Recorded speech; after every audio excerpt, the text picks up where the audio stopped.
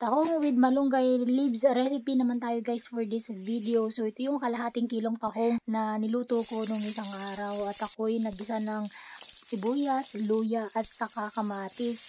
So bali ito yung kalahating kilo nung tahong sisig. So bali 1 kilo kasi binili ko na tahong nung time na yon.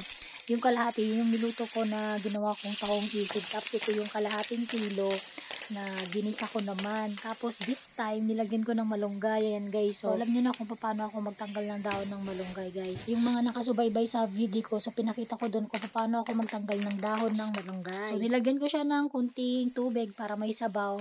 Tinimplan ko din ng asin at saka crack na paminta. Kasi since may sahog na dahon ng malunggay, so kaya nagdagdag ako ng tubig. Tapos ayan na, nilagay ko na yung dahon ng malunggay. Tapos kunting pakulo na lang. At malapit na rin niyang i-serve guys. Ayan, ningalanta na yung malunggay, kunting mekos-mekos.